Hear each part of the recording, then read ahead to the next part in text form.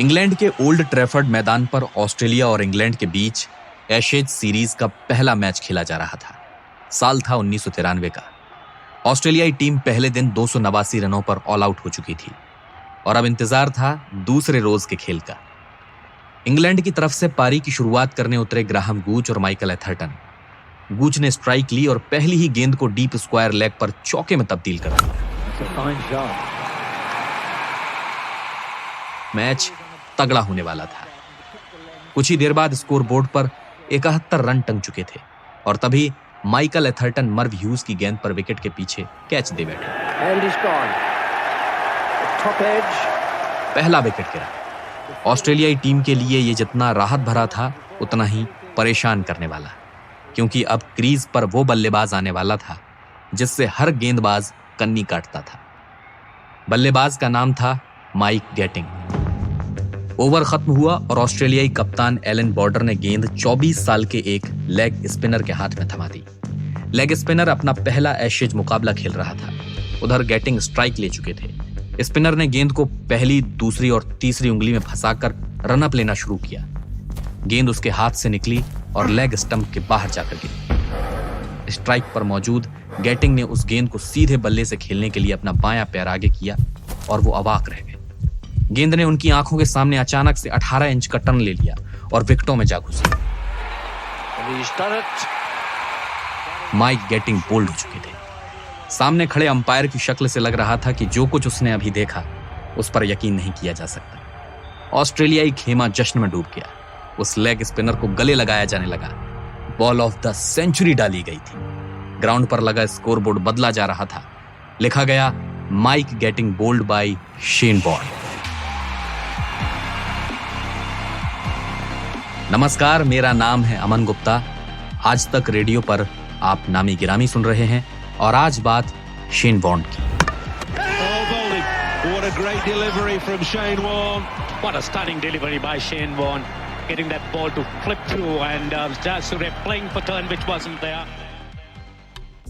Shane Warne, leg spin का दूसरा नाम, जिसने लेग स्पिन को नए सिरे से परिभाषित किया, जिसकी घूमती कलाई सालों तक बल्लेबाजों के लिए अनसुलझी पहेली रही, जो मैदान पर गेंदबाजी के दौरान बल्लेबाजों के दिमाग से खेलता था, दबाव बनाने के लिए ड्रामा क्रिएट करता था, जो अगर क्रिकेटिंग सेंस के लिए जाना गया तो साथ ही कंट्रोवर्सी से भी उसका गहरा नाता रहा। 1992 शेन वॉर्न इंटरनेशनल क्रिकेट में कदम रख चुके थे और भारत के खिलाफ उनका पहला ही मैच उनके लिए नाइटमेयर था, यानी बुरे सपने जैसा। उन्हें टीम से ड्रॉप कर दिया गया। परेशान वॉर्न पूर्व ऑस्ट्रेलियाई लेग स्पिनर टेरी जेनर के पास पहुंचे और उनसे लेग स्पिन सीखने की इच्छा जताई, मगर टेरी ने वॉर्न के अनडिसिप्लिन्ड मैनर को वजह बताकर लेग स्पिन सिखाने से साफ मना कर दिया और बेइज्जती कर डाली। वॉर्न सख्ते में पड़ गए। उन्हें समझ ही नहीं आया कि जिस शख्स से वो लेग स्पिन सीखने की तमन्ना लेकर आए थे उसने उनको खरी खोटी सुना डाली। वॉर्न थोड़ी देर तक वहीं शांत खड़े रहे और कुछ देर बाद बोले, मैं तैयार हूं, आप जो कहेंगे मैं करूंगा। टेरी ने कहा, तुम अच्छे खिलाड़ी नहीं हो वॉर्न, मगर अच्छे खिलाड़ी बन सकते हो।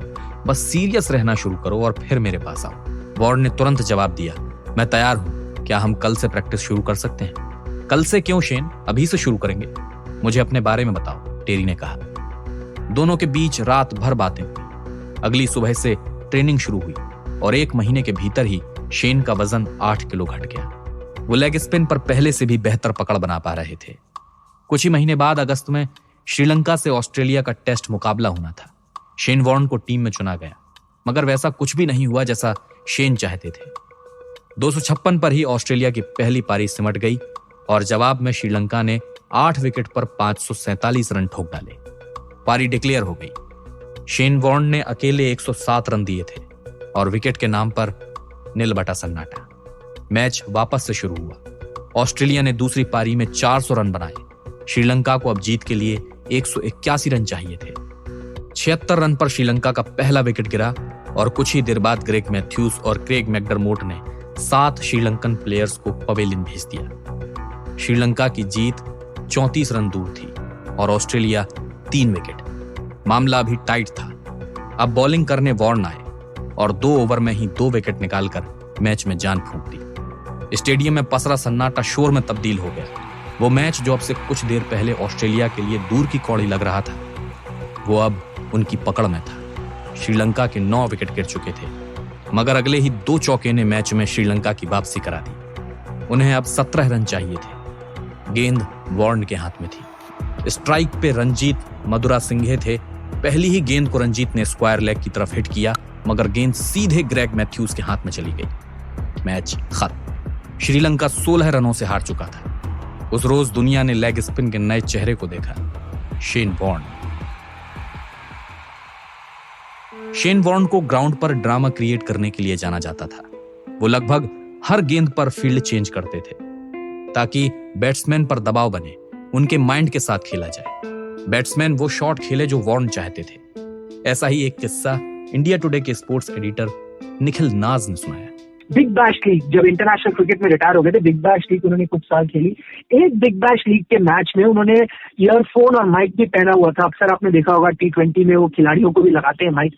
उस दौरान ओवर करते हुए अक्सर खिलाड़ी जो है वो जब फील्डिंग कर रहे होते हैं तभी लगाते हैं, बॉलिंग और बैटिंग के दौरान नहीं लगाते क्योंकि उनको लगता है वो डिस्ट्रैक्ट हो जाएंगे। लेकिन शेन वॉर्न ने बतौर गेंदबाज जब बॉलिंग कर रहे थे तब भी कमेंट्री करते रहे और उसमें कमेंटेटर्स को बताते रहे कि देखिए अब मैं ये, और ब्रेंडन मैकलम थे बल्लेबाज दूसरे छोर पे, न्यूजीलैंड के पूर्व कप्तान, शानदार खिलाड़ी, और कहते रहे उन्हें कि देखिए अब मैं इन्हें ये गेंद डालूंगा और ये ऐसा खेलेंगे, अगली गेंद ये डालूंगा और वो ये करेंगे, और फिर तीसरी गेंद ऐसे डालूंगा वो ये करने की कोशिश करेंगे और मैं आउट कर दूंगा।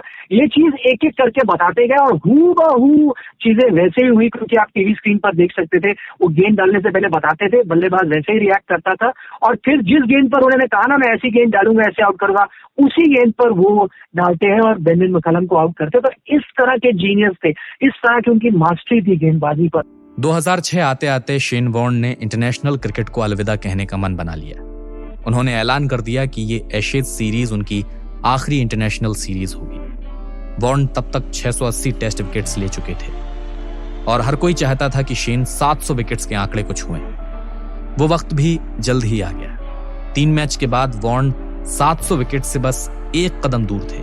27 दिसंबर को एशेज का चौथा मैच शुरू हुआ। मैच देखने वालों का तांता लग गया। स्टेडियम में 90,000 लोग मौजूद थे।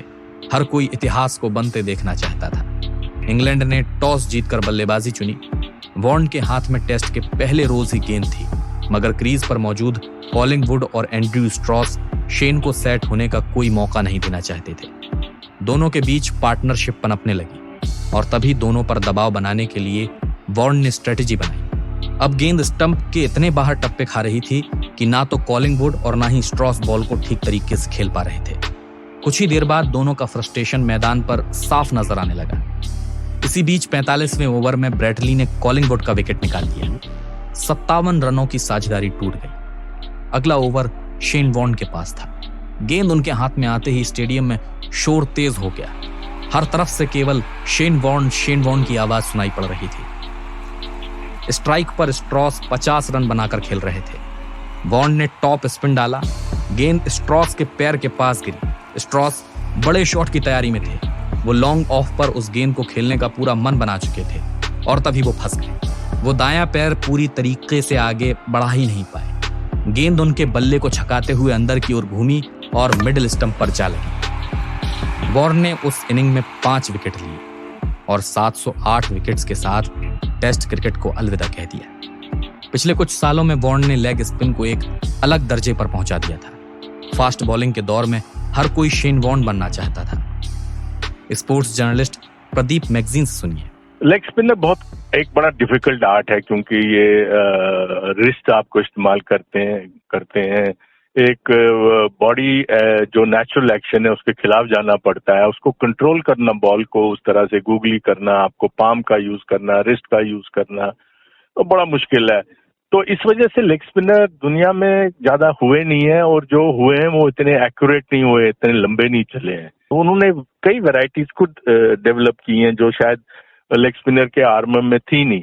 उस वजह से, और उनका करिश्मा ऐसा था कि दुनिया भर में, हिंदुस्तान में इतने लेग स्पिनर बाद में आए, वो शेन वॉर्न ने ही ये एक शुरुआत की जिस वजह से लेग स्पिन और स्पिनर्स को एक दोबारा इंपॉर्टेंस मिलने लगी।